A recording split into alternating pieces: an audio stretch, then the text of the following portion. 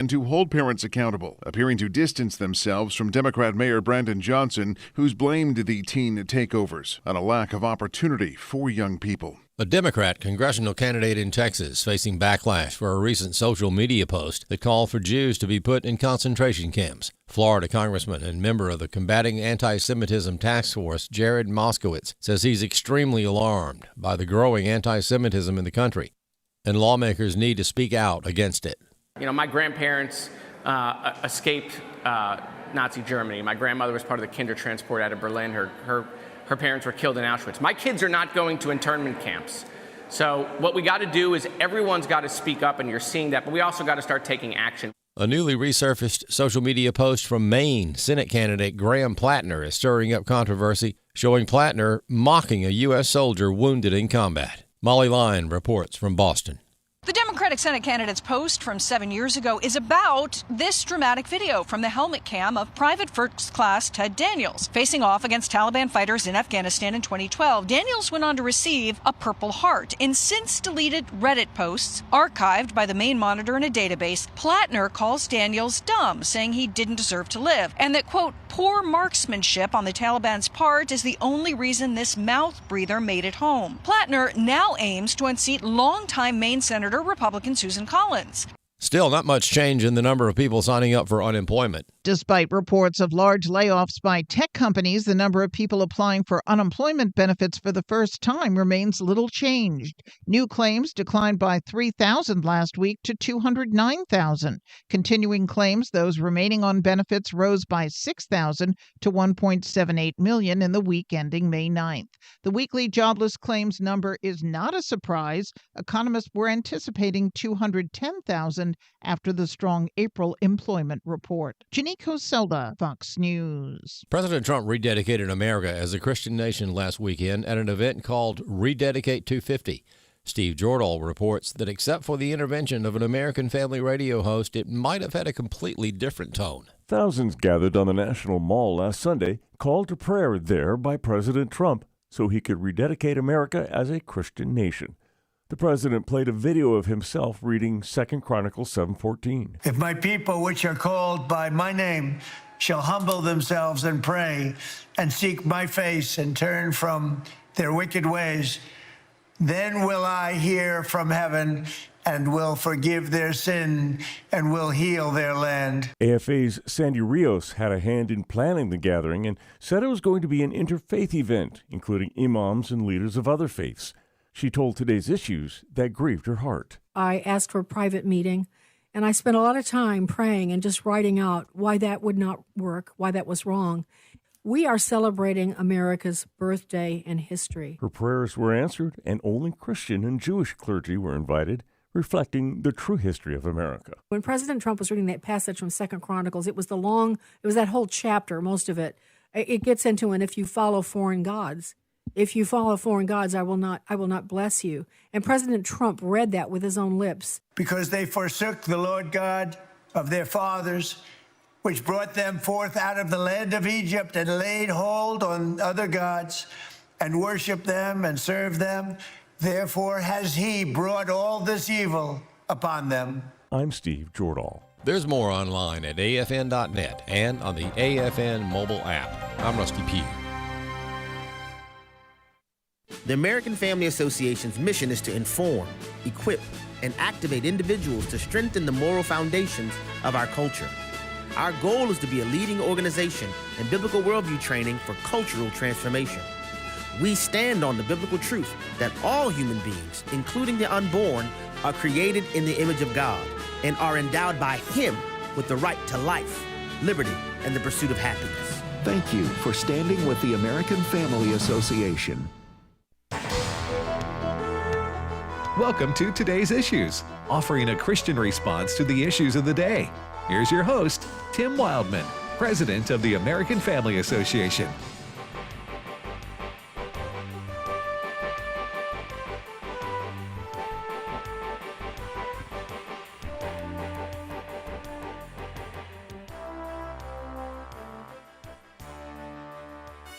Hey, good morning, everybody, and welcome to Today's Issues on the American Family Radio Network. Today is Thursday, May the 21st, 2026.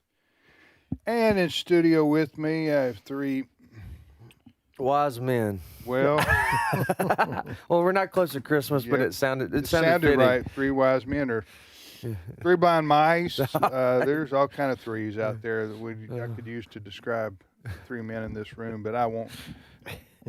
That would be inappropriate. That's right, and you don't have any more you would like to know. Although I have heard you call umpires blind mice. Yeah, I've done that before. Only a handful of times. Right, only a handful of times. That's right. All right, I'm Tim with Wesley Wildmon. You just heard Wesley. Fred Jackson. Good morning, Brother Fred. Good morning. And Chris Woodward. Speaking of blind mice, there is a video that appears on Facebook and other social media platforms from time to time where at some minor league baseball game, the organ player played three blind mice after a questionable call, and the ump turns around and throws the organ player out of the game. Are you serious? Yes. Is it? Wait. Is this like a travel ball thing? I'm not sure. I think that was like minor league baseball. I think it's a minor league game. Yeah. I'm going to look it up and post it. Okay, because so the umpire threw the organ player out for playing three blind mice. Yeah.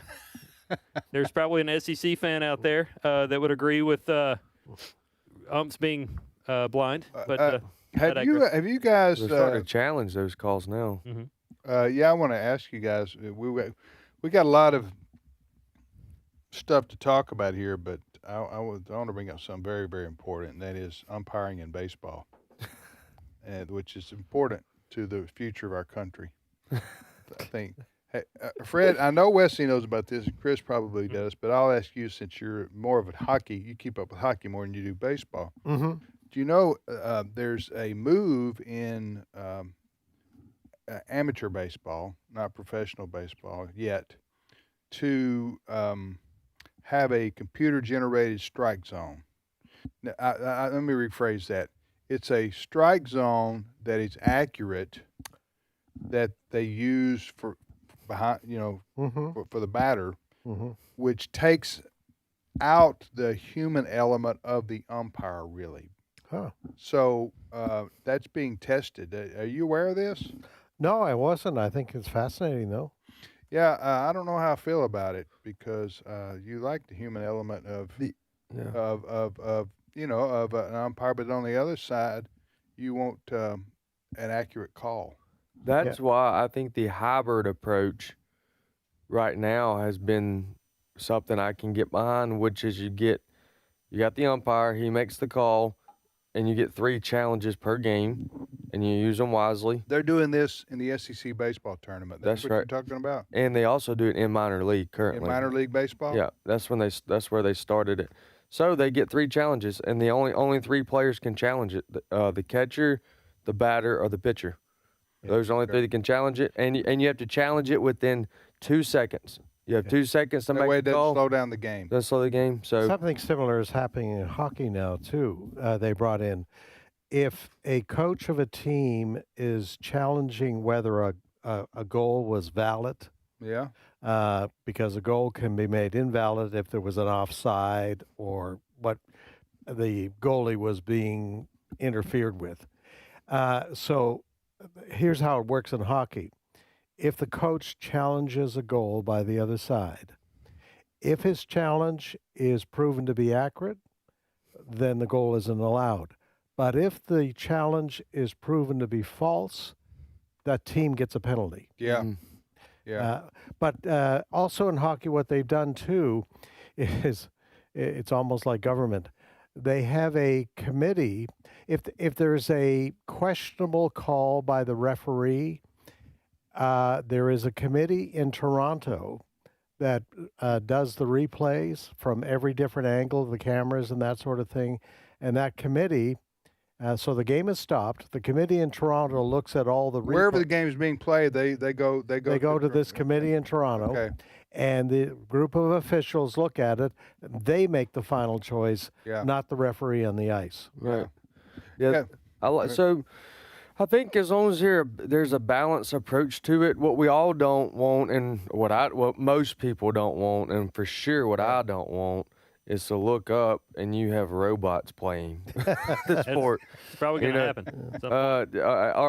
Or you miss out on the interactions with the officials or the umpires or the referees, the interaction they have, the human element is what you said. And one thing that's hard, one thing on that issue is hard to articulate exactly. Some people can do it, but it's hard to articulate what you would be losing until after you've lost it. Mm-hmm. Talking about the human side of. Yeah, I don't think you could replace umpires calling safe or out at home. Maybe you could, but I'm talking about just calling balls and strikes. It's pretty easy. You quite frankly, you don't even need an umpire. Yeah, you could just do it. I'm talking about behind the plate because with this system they have now, it's either a ball or a strike, and it'll show you on there, and they can do it instantaneously. Go ahead. Two last things on this. Yeah. One, they have already. The reason you say, well, how come they're not already doing this officially? That's because it has been proven to be unsuccessful in many cases. That the strike zone had got it wrong when they first introduced it because they were measuring the strike in the middle of the plate and not at the front of the plate. There was some. My point is they've still got a long ways to go to make this. Do they? Mm-hmm. Okay. Yep, that's one thing, and then the other thing too is that you got to avoid, like you said, not slow down the game. But I also think for the average fan, we like to see an occasional shouting match between a umpire and a coach. You know, just more entertaining. That's right. Ron Polk had so many strong relationships with SEC umpires when Ron was the coach of Mississippi State baseball. Ron Polk got to know a lot of them very well, face to face, over the course of his career, based on they had a lot of up close and personal conversations with umpires. Sure did. All right, you're listening to Today's Issues on American Family Radio. We will revisit baseball officiating at a later time. We're going to bring back in the George meantime. We have sports just machine. A few more serious issues to cover here on Today's Issues, and Dr. Alex McFarland will join us at the bottom of the hour. We look forward to visiting with Alex. This is Memorial Day weekend coming up.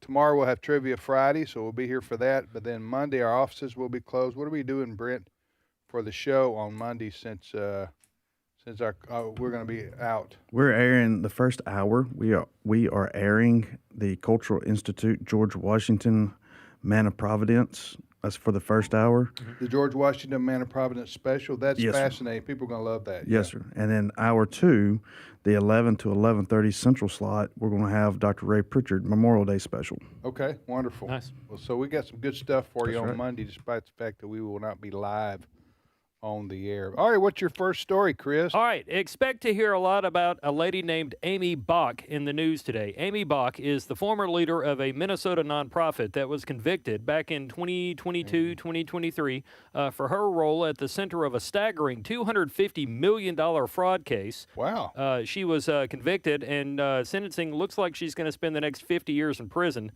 She's going to be formally sentenced today in Minneapolis. I think proceedings are actually already underway.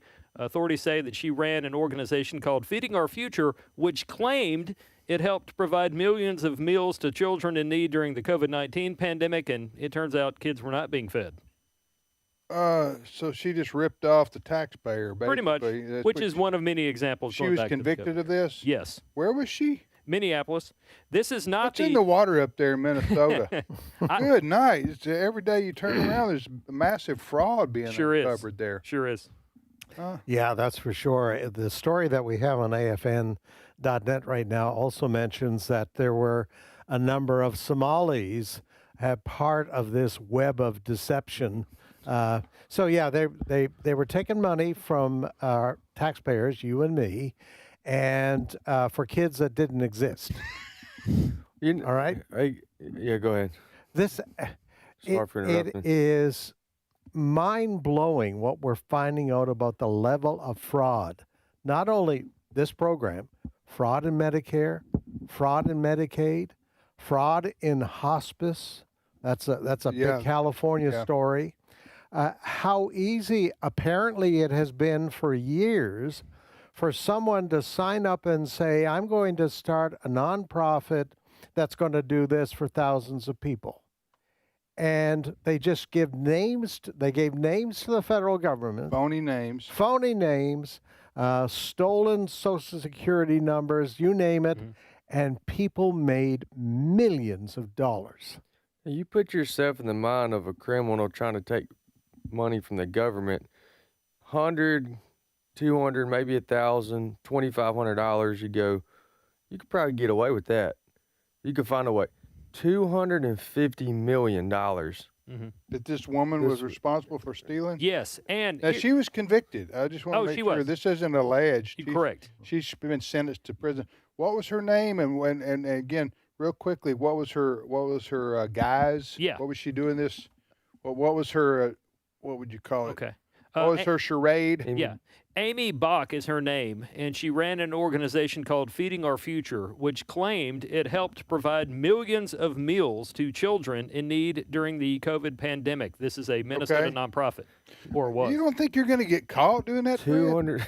Well, I think what happened, this happened during the COVID pandemic, and the federal government was just signing checks left and right. They weren't checking anything. Handing out money all over the place. Yeah, just throwing that money out there. And a lot of people have been now.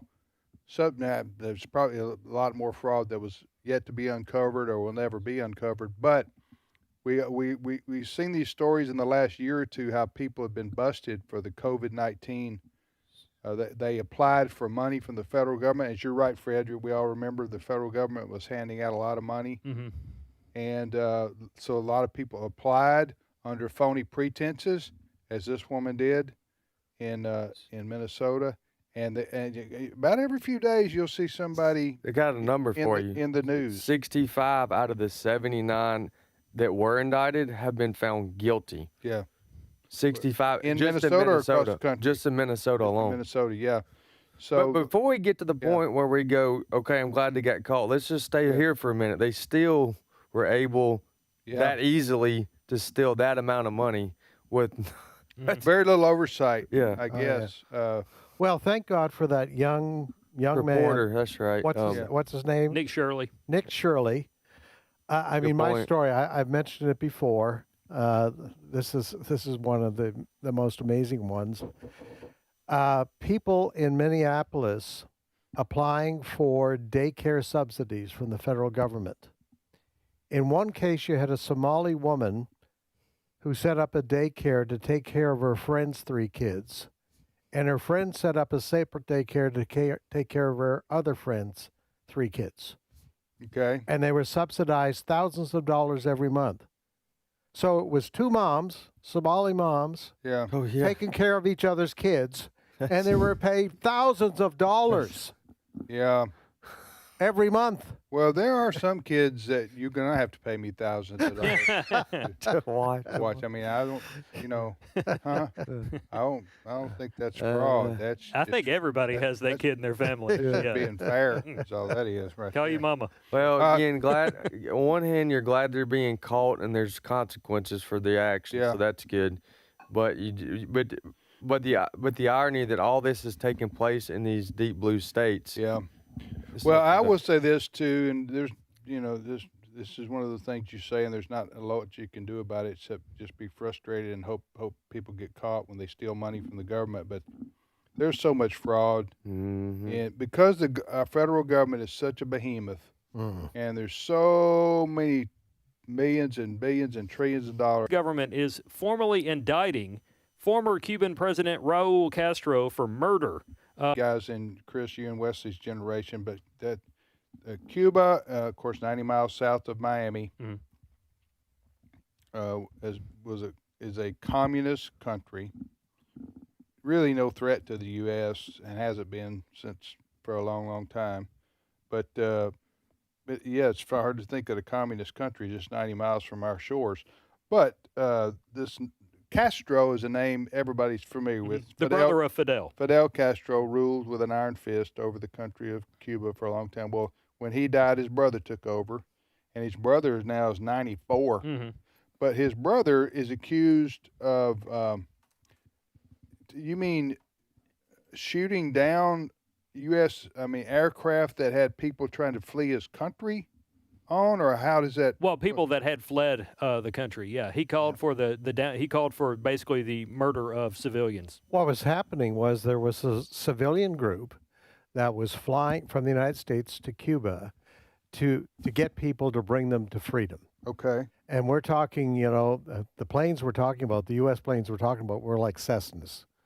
And they picked these people up. Private planes. Yes. And when, in this particular case, when they got over international waters, Cuba sent up fighter jets and shot these planes out of the air. Okay.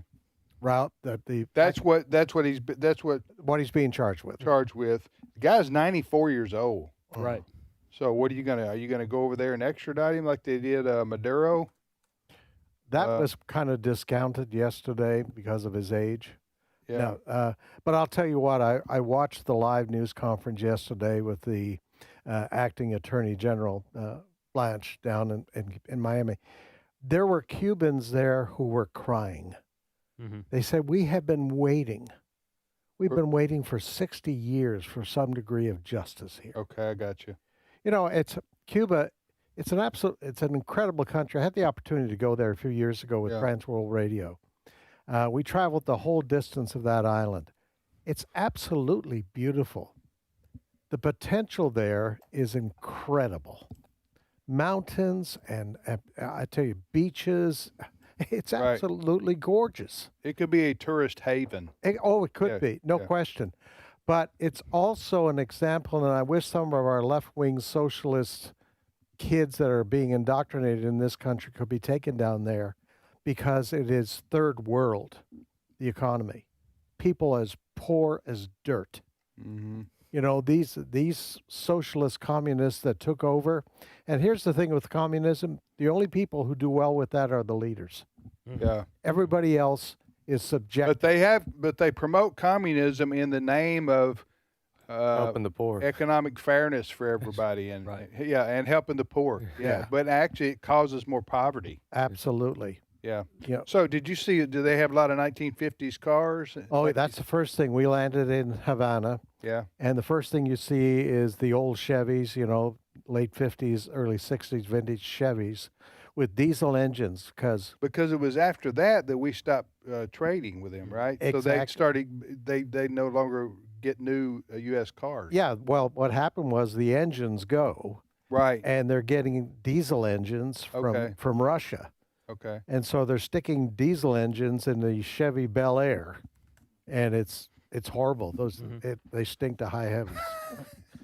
All right, next story, Chris. Well, let's play some audio here from President Trump on Cuba. Many people have been wondering whether or not we're going to get involved, are we going to take it over, are we going to help them go back to being an actual democracy here, that kind of thing. And President Trump has from time to time answered questions on what he sees for the future of Cuba. Here's the latest example of President Trump on Cuba. Clip 4. What's coming next for Cuba?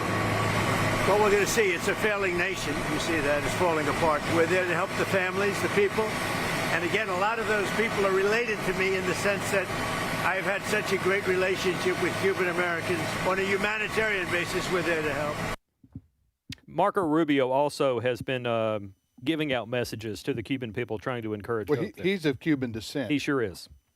So I think Marco Rubio's parents or his mom, both of his parents, fled Cuba. I don't know how they got here. Am I right about that? Or was it his grandparents? Well, both of his parents are Cuban. I'll double check that for you while you share I this. forgot, but there's his parents or his grandparents escaped.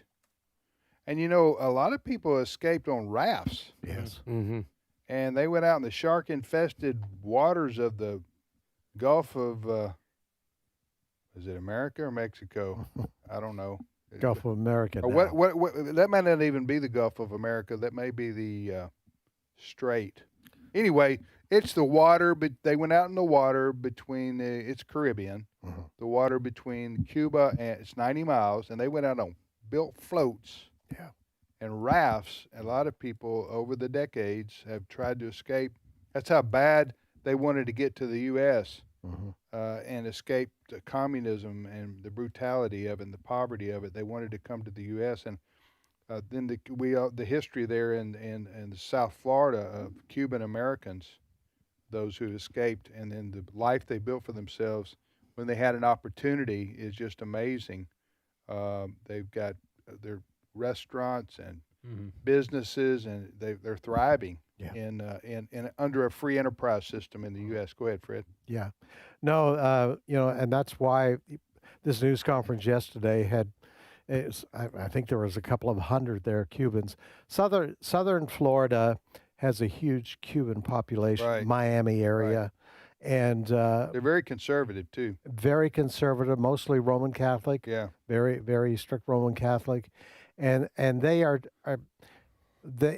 been, as I said, yesterday they were saying they've been waiting years for this.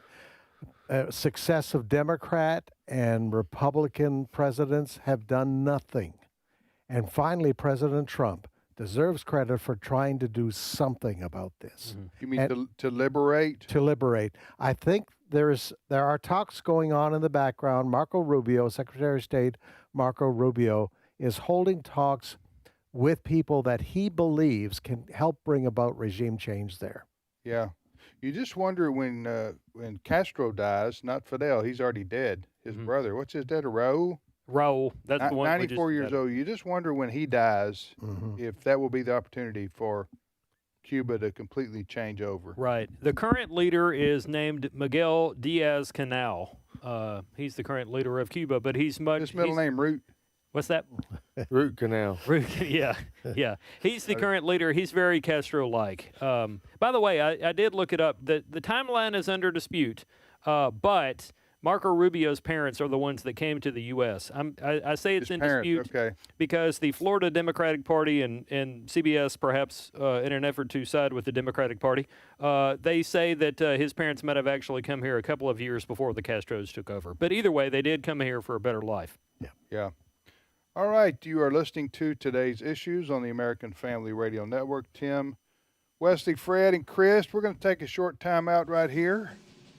And when we return, Dr. Alex McFarland is going to be joining us. You know, this is Memorial Day weekend, and I just wanted to talk some about the history of sacrifice that made America what it became. So many families down through our history, particularly in the military, have given their lives to defend our country and our way of life and our freedom, and give people an opportunity to live in the greatest country in the world. And so freedom's not free, as they say. So we'll be talking more about that with Dr. Alex McFarland coming up.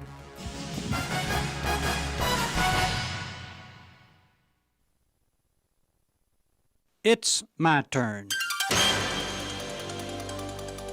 Here is your host for My Turn, Don Wildmon. Occasionally one comes across a story that speaks so loudly. There are as many stories as there are people, but they don't all come to the public's notice. One did recently. I'll let the person tell it in his own words. Having suffered a traumatic experience in childhood, he says, I've always had an abhorrence of funerals and dead people. When my dad died, I flew back east for the services. As I viewed his cold, lifeless body in the casket, I felt nothing. That inanimate figure bore no relationship to the pop who had always been so happy-go-lucky and full of life. But his strengths were also his weaknesses. His carefree, devil-may-care attitude made life a constant struggle for Mom. Pop was a traveling salesman, but he was much better at traveling than he was at selling. In death, as in life, he left stacks of unpaid bills. When the moment came to close the casket, my heart dropped as I saw Mom lean over and kiss him. Surely she didn't expect me to do that. Then I heard her whisper in his ear, as she had done countless times before when he had left for trips, "Bye, Pops. I'll be seeing you." She was sending him off on his final journey with a promise that she would join him. The writer concluded with these words, "That gesture was a lifetime of education for me. It told me more about Mother's love for Dad than anything I had witnessed in all my years at home. I would not have missed it for the world. You know, there are a lot of folks in this old world who carry signs and shout slogans of love. They get the headlines. And many times, few of them know very little about what they shout. There are others who practice day in and day out what the signs and shouts say. Love causes a person to do many things, nearly all good. Perhaps those who wish to have trial marriages could learn something from the mother and wife mentioned above. Seems as though many of our modern folk have forgotten the for better, for worse in the marriage vows. We've made a terrible mistake in judgment in our country. It is either the elite of society or the rags of the radicals who get the spotlight when love and marriage are mentioned. Perhaps it would help a little to shine a light on people like Mom. For it's that type person who keeps our country together. Those who stick it out through thick and thin. Those who take seriously the vows they take. Those who go on living and loving day in and day out without anybody shouting any hoorays for them. Yes, it is the people whose love is genuine enough to carry them over the tough parts that we're indebted to. You know, love is a 4-letter word, and it covers a multitude of sins and shortcomings. This has been My Turn with Don Wildmon, a production of the American Family Association. Sitting down, Jesus called the 12 and said, "Anyone who wants to be first must be the very last and the servant of all." Mark chapter 9, verse 35. American Family Radio. This is Today's Issues. Email your comments to comments@afr.net. Past broadcasts of Today's Issues are available for listening and viewing in the archive at afr.net. Now, back to more of Today's Issues. Hey, welcome back, everybody, to Today's Issues on the American Family Radio Network. Tim, Wesley, Fred, and Chris. Hey, real quickly, we have got 2 tours planned in 2027 that you might be interested in. One of them, and the tours are back-to-back, and they're in March. One of them is the Footsteps of Paul trip, which Wesley and Walker Wildmon are going to lead. And they follow they just did your first one in March, right? That's right. It's in Greece. That's right. And so that you're going to do another one because that one was very popular with folks. Yep. That's coming up March of 2027. Give me a couple of highlights of the places you'll visit on the Footsteps of Paul trip. Yes. Do you remember? Before I do that, I do want to mention the irony here. I didn't know you were gonna mention that, and I just got a text right before we walked in from a supporter that was with us in Greece. Oh, really? Yeah, and they said, "Good morning, Wesley. Praying that all goes well. Praying that all's going well since we got back home from Greece, and I'm looking forward to going to Italy with y'all next year."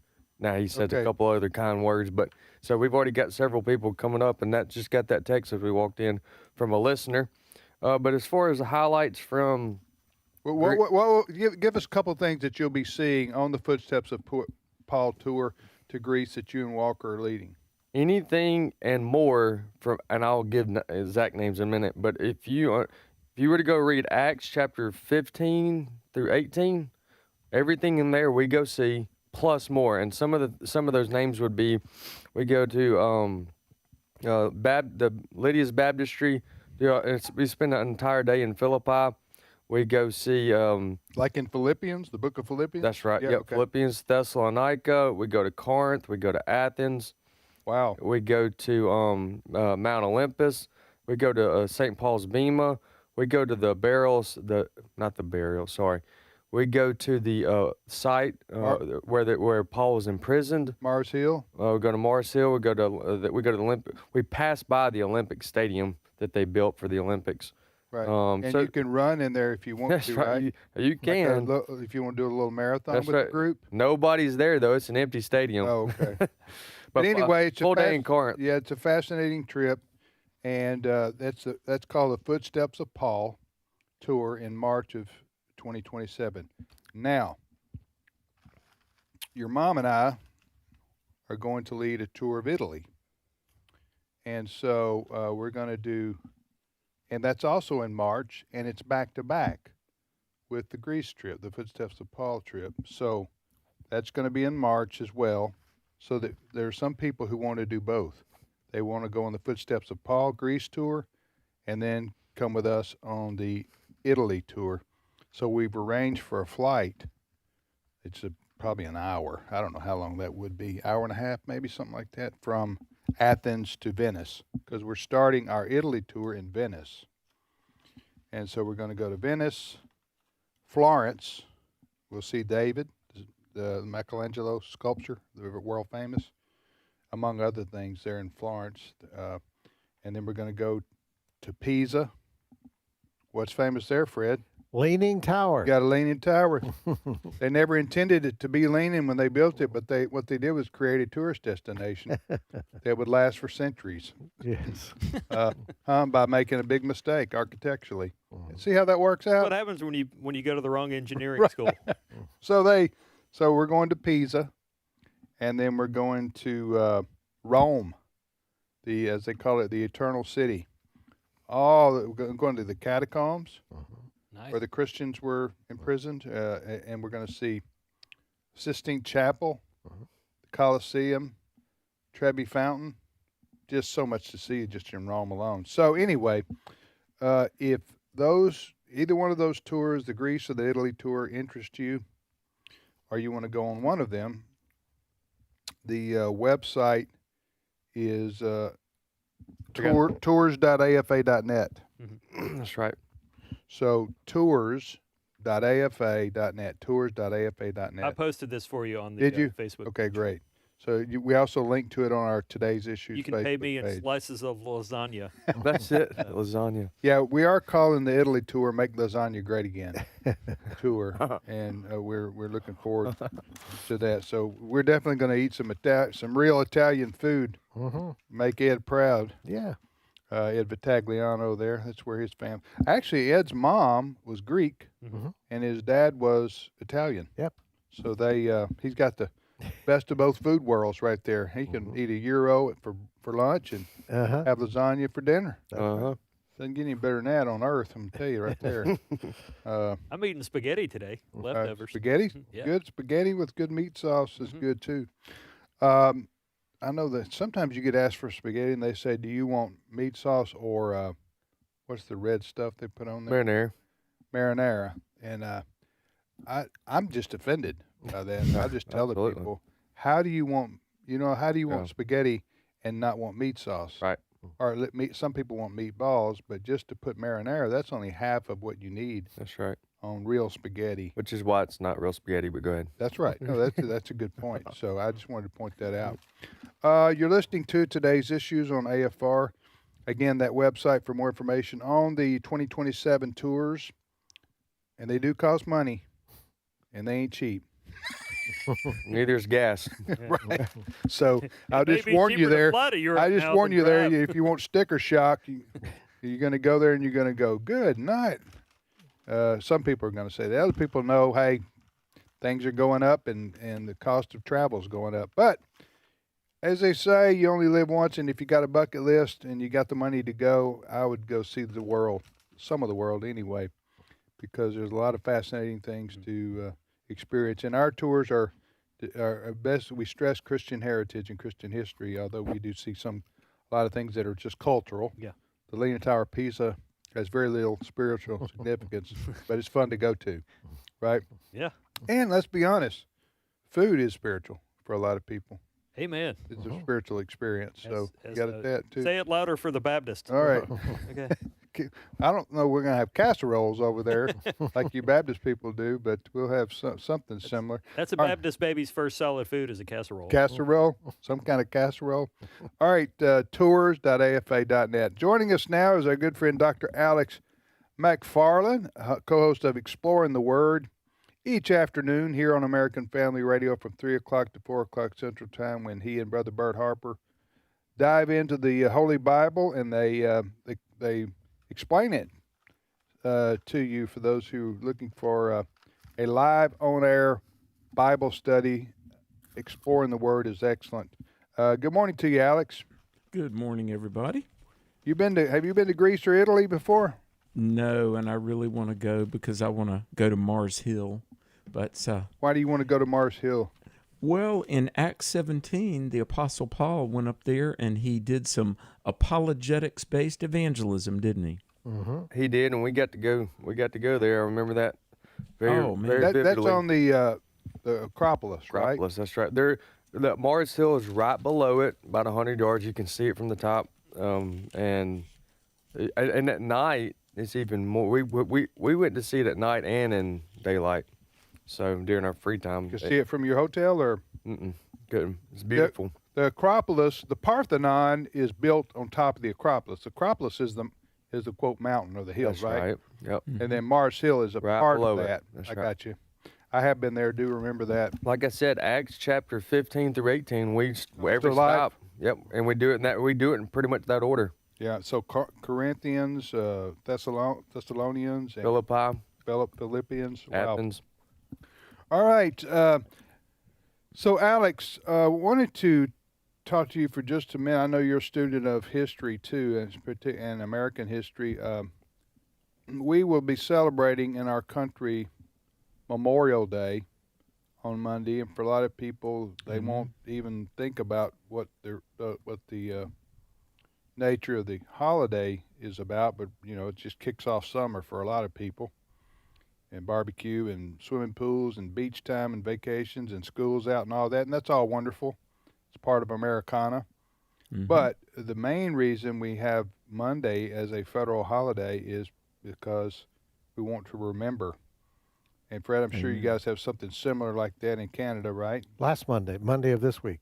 Okay. It's called Victoria Day. Victoria Day. But it's the same idea, honoring those who've fallen in service of the homeland. Yeah, Canada. actually in Canada it's done Remembrance Day, November the 11th. Yeah, okay. That's one. All right. So what do you want to say, Alex, about Memorial Day? Oh, wow. Well, for one thing, Tim, I want to commend you for bringing this up. This is most appropriate, and y'all know I love America. I'm very patriotic. And Memorial Day, I just want to challenge everybody to reflect and think and pray for the people that have given their lives to bequeath us freedom. The Memorial Day has been going on, I think, since about 1868, but Tim, I read that in our history from, the Revolutionary period up through the present day, 647,000 service members have died in combat and some in non-combat. But does that include the Civil War or not? Do you know? I believe it's every war and conflict since the American Revolution. Okay. I mean, 647,000 people that have given their lives for freedom, for the United States of America. Well, excuse me for interrupting you, but 400,000 was just in the Civil World War War. II alone. Yeah. Oh, it's just unbelievable. And, I got to say this. A few years ago, I got to preach in Hawaii, and while we were there, Angie and I, of course, went to see Pearl Harbor, and that's very solemn. But we went to the National Memorial, the Cemetery of the Pacific, and many listeners probably have been there. And I was walking along, looking at all the hundreds and hundreds of graves of servicemen and women, and then there's this monument, and it says, "In memory of those known only to God." And, there have been many people that died, and if you've ever gone to, Arlington Cemetery, that's very, meaningful. But then there are those that have died in, battles, and God knows their names, but we really need to be, grateful, because what we have in America, and of course this year is our nation's 250th birthday since the signing of the Declaration of Independence. Honestly, what we have, the freedom, the stability relative, although certainly in recent decades, different philosophies have jeopardized that stability.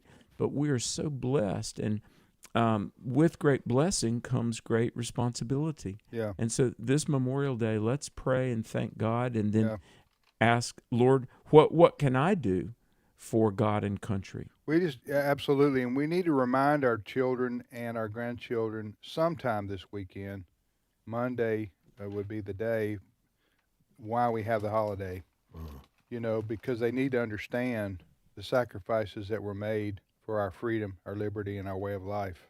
And if you're a youth pastor or a coach or a history teacher, right, now's a good time for you to mention that as well. Absolutely. Any influence you have, because we need to, the further you get away from history, the less people think about it. I mean, it's just the way we are as human beings. And I will say this, I was talking to my uncle the other day. He's 78, soon to be 79. And he was sharing a story that I didn't know about his uncle. And his uncle was in World War II. And a lot of our listeners they're old enough to remember their parents or their parents going through World War II. Mm-hmm. And he was saying that he was 18 years old, his uncle, when he was shipped over to Europe, the European theater, and he served about 2 months, and then he was blown up. And he's buried over there in Europe, because we've all seen the movies about. Well, when you see that opening scene from Saving Private Ryan, yeah. If you've ever seen it, you'll never forget it, right. And that's probably as close to reality as you can get. And I've been to Normandy too. Let me tell you. You have been? When you're standing at that cemetery and you're seeing all those white crosses. Yeah. And most of them are Americans. Yes, yeah. I mean that's American soil. Right. Where the cemetery is. That if that doesn't bring you to tears, I don't know what will. I stress that because here was a young man just starting his life, just graduated from high school, boom, he's dead, and he did it in service of our country. And so you look at, that's why war is such a serious thing, extremely serious thing, and serving in the military, because you could be called on to give your life. Now, you don't sign up and say, hey, I want to die. But I'm talking about people you go into the military and you're going to serve your country, Fred, you're going to be put in harm's way sometimes. Look at our guys right now with the Iran war. Some have died. Yes. And so I'm just saying that the old expression that's cliche now, but still is true, and that is freedom is not free. Look exactly. at we're the greatest free country in all the world. Amen. There's most of the world lives under tyranny.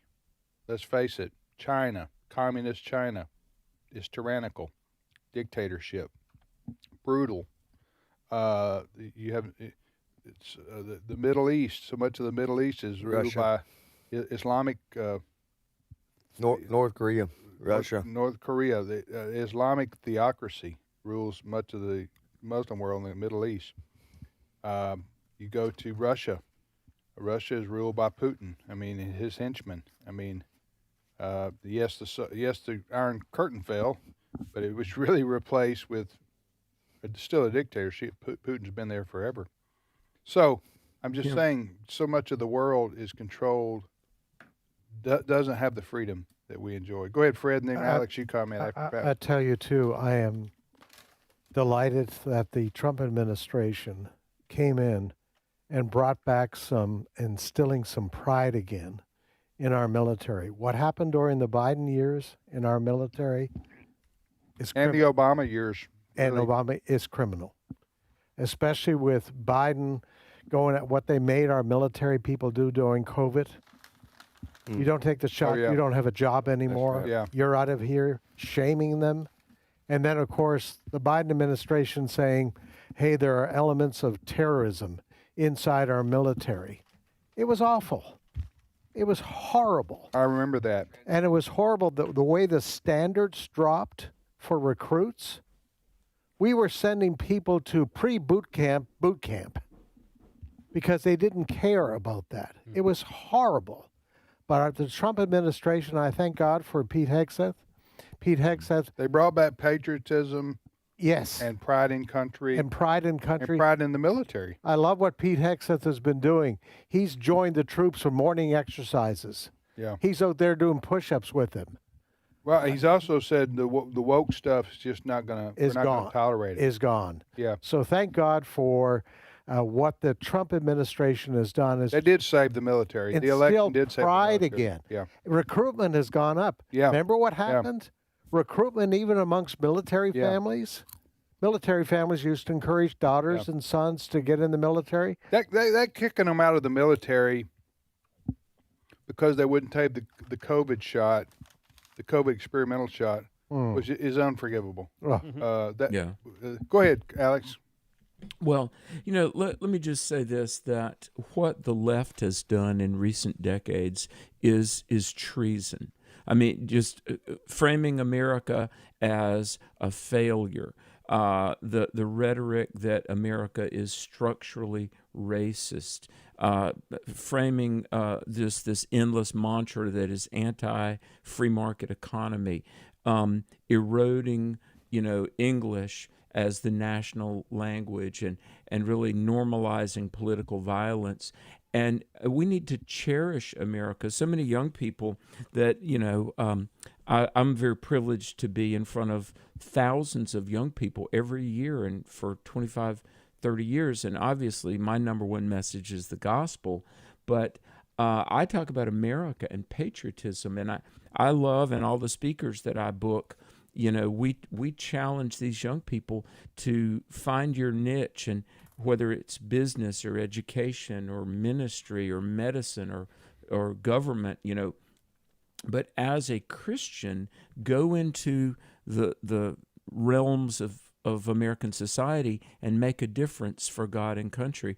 And Tim, I got to tell you, I'm a Christian first, but I'm a patriot second. I love the USA. I've traveled much of the world, and this is the greatest country in history, and God has made us so that we could contribute to the Great Commission. Yeah. But Tim, it makes my blood boil to hear the way that the left denigrates America, and I'm thinking, why are you committing suicide for our country? I mean, this is our homeland. This is America. Let's build it up and affirm it, not verbally and politically tear it down. Absolutely. Let me mention one book. There's anything by David Barton or by Stephen McDowell. Amen. I commend to you, and we'll have Stephen on to talk about George Washington, because he's an expert on the life of George Washington. Stephen McDowell, our friend from the Providence Foundation. But there's also a book I read. I don't read like I used to, but I do read. I don't know, a book a year, 2 books a year. I do read a lot, but it's mostly in magazine form or news items or things like that. I don't. But there was a book I read this is about 10 years ago, which is called 1776. That's the name of it, and it's by David McCullough. He passed away, I think, but he was a very well-known, prolific writer. But it's the story about the year 1776. That's the title of the book, and General George Washington, and leading the American troops against the mighty army and navy that was Great Britain.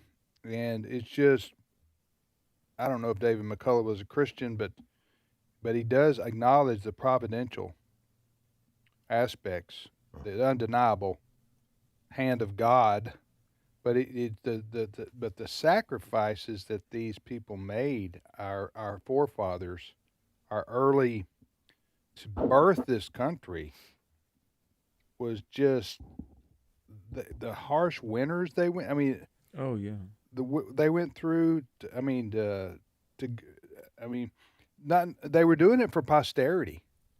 Okay, they were doing it for what America might become for their children and their grandchildren and their great grandchildren and generations to follow. I mean, who does that anymore? You know what I'm saying?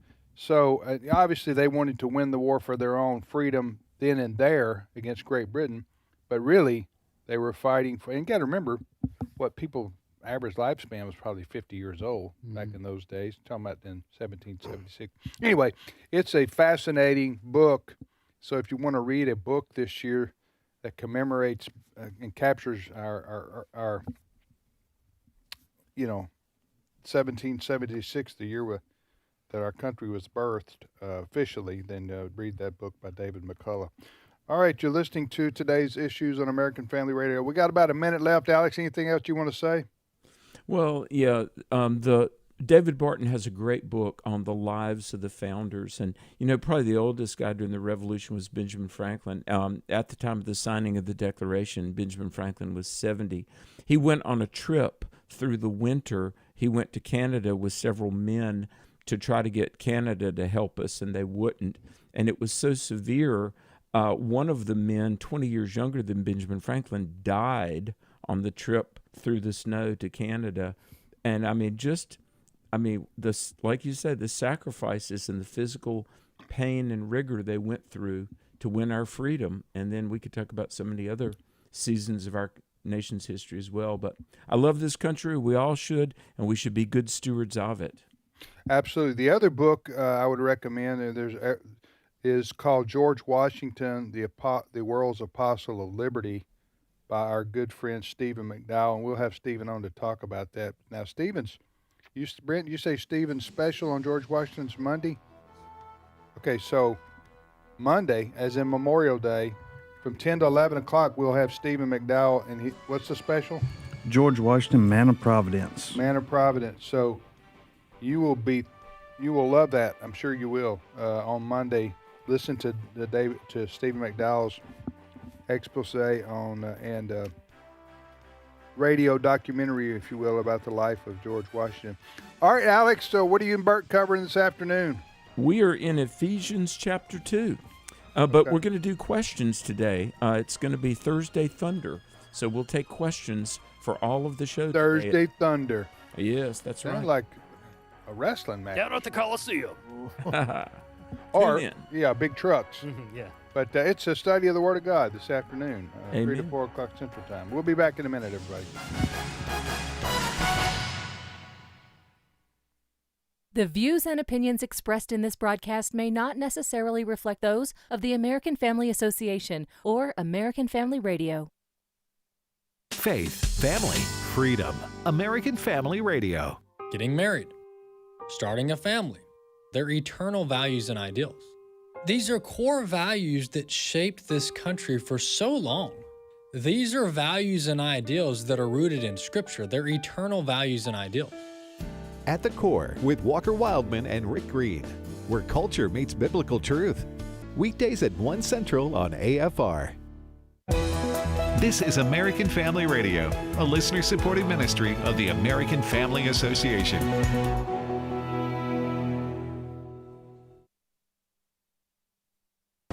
American Family News, I'm Mr. P. President Trump insists that the U.S. still holds the cards with Iran, saying he is in no rush to do a deal with Tehran. But it appears that the regime isn't rushing either, with the Supreme Leader reportedly issuing a new directive regarding the country's nuclear materials. Trey Yingst has more from Tel Aviv. Reuters reports Iran's Supreme Leader Mustafa Khamenei has issued a directive not to export Iran's already highly enriched uranium. This is a red line for the United States, and we will wait to see how U.S. officials respond. It comes as Iran's foreign ministry says the country is reviewing a new U.S. proposal, and Pakistan's interior minister traveled to Tehran for direct talks aimed at moving a possible agreement forward. President Trump says he's in no hurry to make a deal since the U.S. naval blockade is causing significant economic damage to Iran and weakening the regime. He indicated the war could resume quickly if Iran doesn't respond well. New data from the Anti-Defamation League shows there were more than 6,200 anti-Semitic incidents in 2025, the third highest on record. The numbers include about 4,000 incidents of harassment, more than 2,000 cases of vandalism, and 203 incidents of assault. Republican Tennessee Congressman Tim Burchett says he's getting very concerned about the growth of anti-Semitism in the U.S. and says more people need to speak out against it. This is the card Hitler played. Oh, we're in trouble economically. Let's blame it on the Jews. Let's blame it on somebody. You know, I'm sick of that. And we better stand up, and the Christian community better stand up, because I think this is something that goes at the heart of our beliefs. A former official with the Department of Justice will now herself be prosecuted for allegedly taking confidential records connected to the special counsel investigation of President Trump. Eben Brown reports from Miami. The U.S. Justice Department is charging one of its former prosecutors with obstructing justice, concealing and stealing government records, all tied to the now abandoned prosecution of President Trump by former special counsel Jack Smith. 62-year-old Carmen Mercedes Lineberger of Port St. Lucie, Florida, a former assistant U.S. attorney, is accused of altering file names of documents related to the special counsel's case and sending them to her own personal email accounts. Those documents had already been blocked for release by a judge. Lineberger is pleading not guilty. A former state attorney general is sharing his thoughts on the NAACP's call for a boycott of college sports in the South. Caleb Castile has more. What does college football have to do with redistricting? This was the question posed by Curtis Hill when asked about his thoughts on the NAACP's plan to boycott collegiate athletics across several southern states, who they believe to have laws in place to undermine black voters. Hill says that he is deeply disappointed but not surprised with this action taken by the NAACP. He stated that the NAACP has an unholy partnership with the Democratic Party, tagging anything they want to take down as racist.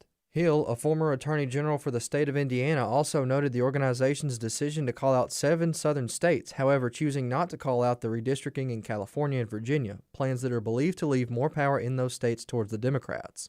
He also said the NIL is one of the main reasons why modern-day athletes are not going to stand with the NAACP.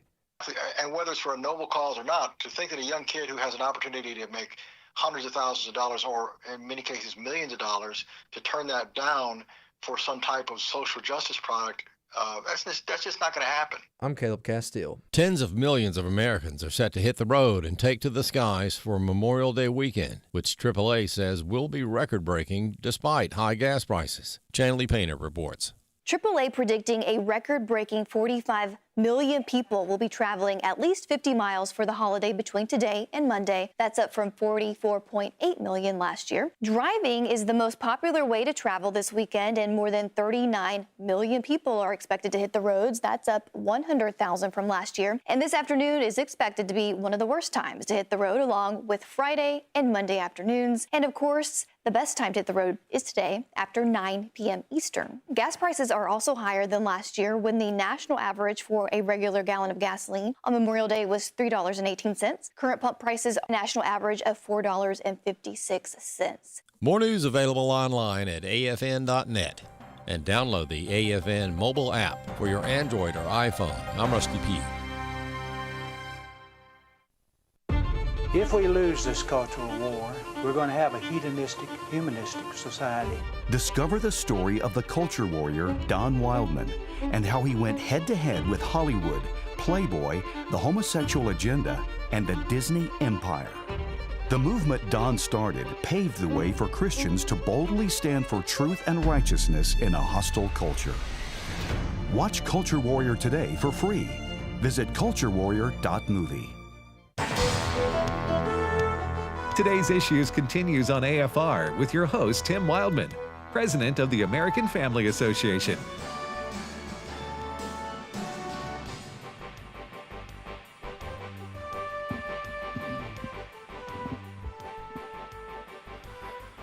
Hey, welcome back, everybody, to today's Issues on the American Family Radio Network. Thanks for joining us here on AFR. I'm Tim with Wesley and Fred. And now Steve Paisley Jordahl joins us. Good morning, Steve. Hey, good morning, everybody. Hey, we were talking about Chris brought up the fact that he had visited Normandy. Yeah. And the context of this, if you missed the last hour, we're talking about Memorial Day, and the day is set aside to remember those who've died in service of our country over our history. But you were telling me that in France they still do something remarkable. Yeah, the school children in Normandy still every year. One of the grades, one of the projects that they do every year. A school child will go to the American cemetery at Pointe-aux in Colville-sur-Mer, and they will pick out the grave of an American serviceman that died and is buried there.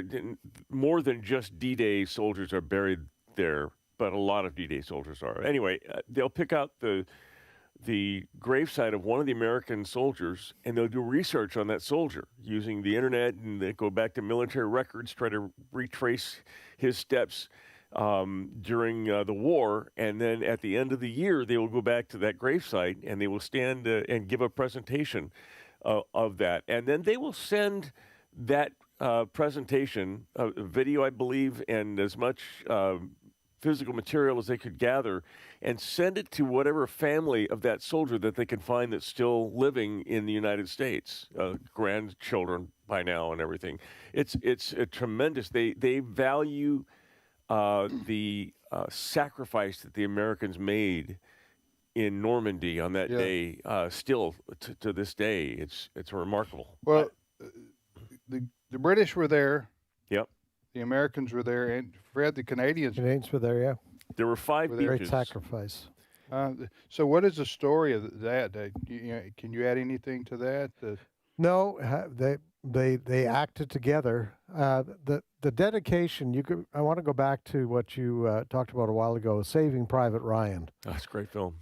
Yeah. It is a tremendous movie, and it brings you to the point of what they faced back then. Yeah. They didn't have the Air Force that they have today. The Air Force today does a lot of what they like to call softening of the enemy. They didn't have that. These people got on ships. Those ships were opened up and they went ashore. These soldiers went ashore into, as you were just mentioning when we got off the air a few minutes ago, imagine the first ones that came out of those vessels.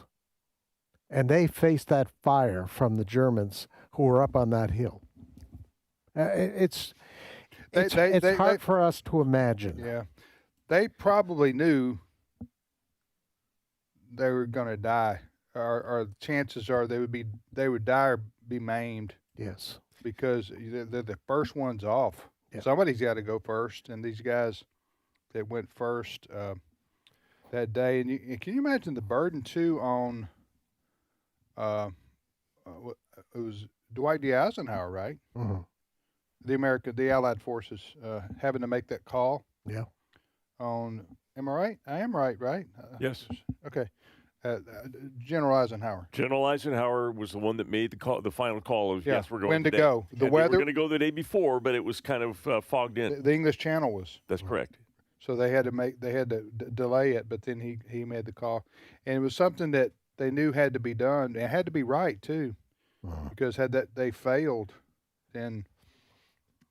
Anyway, there's so much to that story. Can I just go ahead. Pitch? There's a podcast that I listen to. It's called The Warrior Next Door podcast, and it's 2 guys that went, and for years they've been interviewing World War II soldiers. They found a guy that was on what they believe may have been the first Higgins boat to land on Omaha Beach, and the first guy that got out was an engineer. And they have his story here. And he made his way across the beach. He laid down. His job was to open up the barbed wire at the base of the hill that they were going to take. He laid down. He and 2 other guys with him laid down their explosives and turned around to look for the rest of the boat that was following them, only to find that the boat had been wiped out. They were the only 3 that got off of the boat. You can hear this guy talk about this on this podcast. It's phenomenal. His name is Bill, and I'm trying to find his name. His name is Bill something. But whose name? The guy, the soldier. Okay. The soldier that was the first off of the boat the first Higgins boat that docked there. It's an astounding story, and it's a phenomenal. If you ever go to France, they still have tours of Normandy. I've done that, and it's remarkable. How far is Normandy from Paris? It's about a 3-hour train ride. Okay. My parents went there. Yeah. They've been there. Have you been there, Fred? I have not. So Chris has been there. You've been there. Yeah. And you would encourage anybody. I do. It's a moving. Oh, very moving. You can see the graves are there, and the beach is there. Bill Parker is his name. I'm remembering it now. The soldier Bill you're Parker talking is the about? soldier's name. Yeah. If you look up the warrior next door, Bill Parker, you can listen to him from years ago when they interviewed him, telling his story of being the first guy to land on that beach, and I would recommend it. It's a phenomenal story. Yeah, your World War II veterans are 100 years old now. Yeah. Right? Those who remain, and occasionally when I'm in Washington D.C., you'll see the honor flights. But mostly now it's for Korea, the Korean conflict, as they were, Vietnam era. Those gentlemen are old. Yeah. Now. I'm going to send a link to Brent of this podcast. I found the podcast, and if someone wants to listen to this story, it's such a good story. I'll send it to Brent. Anyway, Memorial Day is time to reflect and teach your children and grandchildren of the sacrifices, ultimate sacrifices. It's we do have Veterans Day. That's to honor the living, but Memorial Day is to remember the deceased who gave their lives for our country. That's the purpose of Memorial Day. Mm-hmm. Nothing wrong with celebrating the military and the sacrifices, but I'm just saying Memorial Day is set aside to remember those who gave the ultimate sacrifice. Absolutely. You're listening to, and as we said here, Alex says over 600,000 have died in service of our country since American Revolutionary War. But think about that, 2/3 of those died in World War II alone. Mm-hmm. So, all right, what's your story, first story? Hey, can I just present an opportunity to you, Tim? Because I know... I'm always looking for an opportunity. What kind of stock are you talking about? Well, it's not stock. This is a job, actually. We've talked so often about the many careers that you had to give up in order to do this. Well, there's a text from Elon Musk. It actually is a very real text. Okay. It says SpaceX is actively hiring world-class engineers/physicists for SpaceX AI. Even if you have zero prior experience in AI, smart humans figure it out fast. Please send an email with 3 bullet points demonstrating evidence of exceptional ability to AI_engineering@SpaceX.com. I'll just leave that with you. Okay. In case you want to. So Elon's careers. Expecting maybe a. I told him you'd be getting in contact. Listen, I don't doubt that this is up your alley, but you're going to have to give up some golf time. Well, for this, so. Golf time. I got 11 grandchildren. How many grandchildren I got? 11. Yeah, 11. Just checking. I just have to double check. That's an actual tweet from Elon Musk. Yeah, well, I'll get back to him on this. It says even if you have zero prior experience in AI. That's right. So I don't know if that's a good idea. Yeah. I am a world-class physicist. That's what I do. So I got that going for me. A lot of people don't know that because sound like I'm bragging. But yeah, all right. Thank you, Steve. Yeah, you're welcome. You're welcome. I'm always looking for a new opportunity to make a difference, and there you go. Can we talk about parents at Sudbury in Massachusetts, the Sudbury School District? They were not they were having a problem with the school board there because the school board had put in a bunch of curriculum that and policies that put LGBTQ policies in place. In other words, they wanted to have boys to have access to restrooms, the locker rooms, and other facilities. They wanted the sports to be gender all LGBT, trans. And so the parents there put together by a vote of 473 to 394, they set up a process of recall. Now, the recall vote has not happened yet. They voted on the process. But it, from all intentions, it looks like the recall may be successful, and they're going to recall 4 of the school members in liberal Massachusetts. Yeah, I saw that story. What surprised me a little bit, Fred, was that it was in New England. In Massachusetts. But I've said this before. You know, even Democrats who have daughters, they have got to be appalled by this. Right. They love their daughters. Right. And their daughters in Massachusetts or wherever, California, are being subjected to this. Right. Their daughters aren't getting scholarships because some guy who says he's a girl is allowed to compete against them in whether it's volleyball or baseball or whatever the case may be. So I think there's a rebellion growing even amongst those who might be normally Democrat Party supporters and saying, no, I'm not going to put up to this because I love my daughter and I'm going to protect her. Yeah, this is it's a town called Sudbury. Sudbury, yeah. You familiar with it? Sudbury, Massachusetts, and it's a smaller town. It's not like Boston or, it's a small town. So 500 residents signed a petition to call for no confidence vote. This is on the school committee. Yeah. Well, what they want to do, this stupid school committee, I don't use that term lightly. They want to put all these girls subject to boys being allowed in their showers. Yes. And in their changing rooms. Yes. And not to mention on the teams. Mm-hmm. If the boy says he's a girl, they say, hey, go. Even though you got male genitalia, you walk right in there and shower with the girls. Go ahead, because why you feel like you're a girl? But anyway, the point is that's idiocy, and it's dangerous. And it looks like those who voted for it are going to be ousted. They voted they had to set up the process of recall because it wasn't there. Right. I bet they will be recalled, even in liberal New England over that, because as you say, Fred, the liberals become conservative when you start messing with their daughters. Yes. All of a sudden they aren't tolerant anymore. Yeah. You know what I'm saying? Mm-hmm. But the insanity of this, continues to be a losing issue for,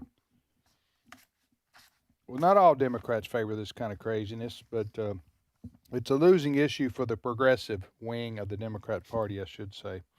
All right, you're listening to Today's Issues. Next story. The Democrats continue to protest over the Supreme Court and Republican parties doing the gerrymandering. Jerry who? Gerrymandering. It's actually Eldridge Jerry. That last name Mandering? Jerry was his last name, actually. Eldridge Jerry signed the Declaration of Independence. It's the redistricting effort.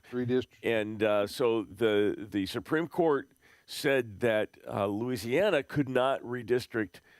The Democrats wanted to redistrict Louisiana so that they had a majority black district, hoping that they would have another seat, Democrat congressman. The Supreme Court said, no, you can't redistrict based on race. So, but Democrats have been redistricting based on race for years. Republicans, urged on by President Trump, have started redistricting efforts not based on race, based on politics, which is legal in a whole bunch of other areas. So the Democrats are having none of this. They don't like it. So Derek Johnson, the president of the NAACP, and Hakeem Jeffries, the minority leader in the House of Representatives, got together and they've hatched a plan, Tim. The plan is they're asking black athletes, parents, and families to boycott the athletic events of these southern states. They named Alabama, Florida, Georgia, Louisiana, Mississippi, Texas, and South Carolina for this boycott. Let's listen to Derek Johnson and Hakeem Jeffries talk about this boycott, Cut 5. We decided to take this course of action because we see this course of action be successful in the past. In the absence of fairness as it relates to black political representation, there should be no athletic participation as it relates to institutions that are housed in states that are experiencing a dramatic return to racially oppressive Jim Crow-like tactics. good luck with that one. These black athletes are getting paid millions of dollars. They're not going to say no to that in the name of fighting the Republicans on redistricting. They don't even know what that is. That's right. And I'm not saying just black athletes, white athletes too.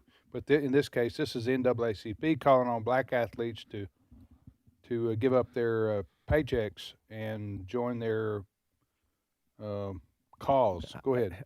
This is where they wouldn't do it, and there's a reason they hide behind it. But this is where you would like for them to be asked by their reporter. Now, what is this about? Have to do with sports? Oh no. The first point is, do you understand that you were isolating and separating the black community? Right. Like that was right. You're segregating. You were segregating. You're for segregation. Like, and then give them the microphone. Right. You could do just a couple to just a little bit. We all know that they would have the debate skills up, but just to deflect. Yeah. But just give me two from the reporter. Right. You understand you're for segregation because they're talking about Jim Crow laws. Right. The Congress. I doubt the average athlete, white, black, or Hispanic, or whatever. If you ask, they don't know Jerry. But they don't know Jerry. Jerry. But they don't. If you ask them what does the NAACP stand for, they have no clue. They have no. That's right. That's way back in history. I haven't even heard from the NAACP in years. So, which is a good thing. It means that we've made a lot of progress. The Democrats might want to sit this one out, as they say. The Senate Judiciary Subcommittee had a hearing on gerrymandering and Voting Rights Act the other day, and Ted Cruz had something to say. I'm going to play you a little bit of Ted Cruz, what he had to say, why the Democrats are really the racist party. At the end of this, Hawaii Senator Mazie Hirono called out Ted Cruz and told him to stop talking, and he had a good comeback. So let's listen to Cut 14. What party was it that implemented poll taxes in the South? Mostly the Democrats. And what party was it that put literacy tests in place in the South? Mostly the Democrats. And what party was it that had tests like how many jelly beans are in a bottle? The Democrats. What party were the founders of the Ku Klux Klan from? The Democrats. What party wrote the Jim Crow laws in the South? The Democrats. Who was the first Republican president? Abraham Lincoln. Fast forward to the Civil Rights era. Bull Connor. What party was he from? He was a Democrat. The Democrats, for the entire history of their party, have been a party based on racial discrimination. The Democrats are fond of telling this story that is a flat-out lie, that without discriminating based on race, no African Americans will be elected and no Hispanics will be elected. Who is the junior senator from South Carolina right now? That would be Tim Scott. I feel personally aggrieved to sit here and to be lectured by my colleague from Texas. And this reminds me of the time when he was first elected to the Senate, and the Judiciary Committee had a hearing on gun safety, and he felt a need to lecture Dianne Feinstein about gun safety and her leadership on the issue. So why don't you just stop lecturing the rest of us? Just because you think you are the smartest person in the world doesn't mean the rest of us agree to that, okay? Thank you. Senator Hirono, Senator, I knew Senator. Dianne Feinstein. I served with Dianne Feinstein, and you're not Dianne Feinstein. That goes back to the Lloyd Benson telling Dan Quayle he's no JFK or That's something exactly like what that was. Yeah. So anyway, that was pretty clever there by Senator Cruz and going down history. Yes. The history of the Democrat Party and their treatment of black folks historically. It is true. Yeah. All right, you're listening to today's issues on AFR. Tim, you said that you're not going to be here next week because you're taking vacation. Summer drivers that are planning vacations had better prepare a little bit to pay a little bit more for gas. That according to Gas Buddy. Well, we're going to we've solved this problem. We're going to take car halfway, and then we've got some bikes lined up. There you go. That would do it. The other half of the trip down to the beach. So we're looking forward to that. That will work. Horse carriers. Yeah. We got a couple ideas. Yeah, but hey, According to Gas Buddy, they expect the Labor Day gas price to be an average of about $4.80 a gallon. And if the Strait of Hormuz remains blocked, this average could rise above $5.